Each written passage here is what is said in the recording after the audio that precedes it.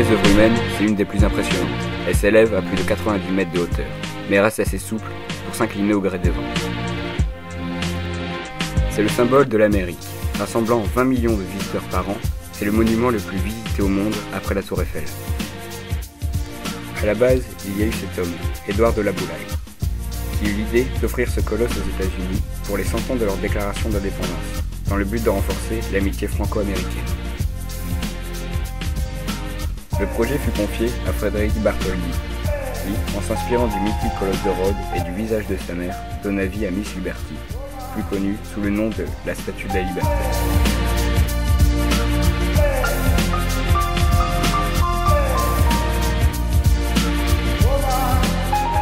Ce dernier collabora avec l'architecte Eugène Viollet-le-Duc, qui commença les plans de la structure de l'édifice. À sa mort prématurée, il fut très vite remplacé par Gustave Eiffel, le futur créateur du Monument de Paris.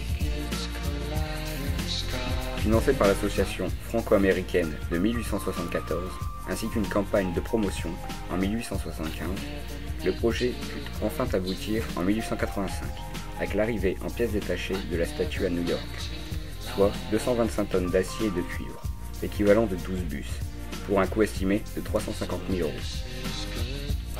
Un an fut nécessaire à son assemblage, sur le socle déjà construit par les Américains sur l'île de Liberty Island, ajoutant à la statue 45 mètres de hauteur.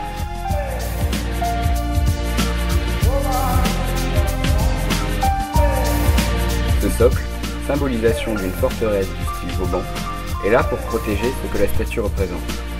La liberté, la déclaration d'indépendance, sûrement le texte le plus précieux aux yeux des Américains après la Bible, et la lumière qui veille sur tous nouveaux arrivants, symbolisée par la torche enflammée.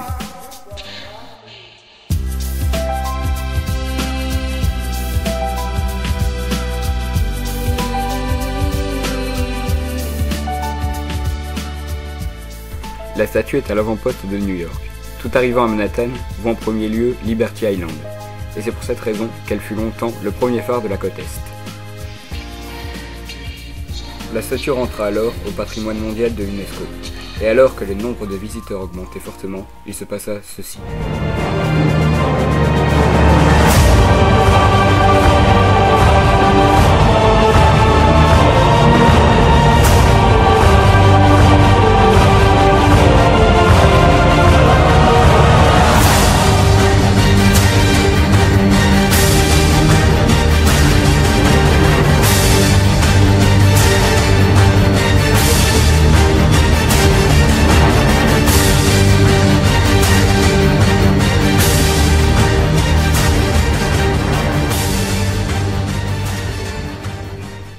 Ce fut avec effroi que les États-Unis vécurent cet attentat.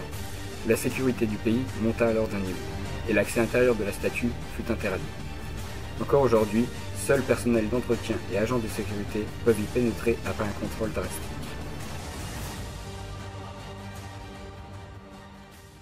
Eh gros, viens voir, avec mon iPhone, je peux voir des vidéos en direct de la Statue de la Liberté. C'est vrai, vas-y, montre-moi. Va a Nueva York por un poquito. Gaby, hola. ¿Qué va a hacer? Ay, ahorita nos van a decir. Ouais, ça sert un peu à rien en fait. Oh, c'est chaud! Oh merde!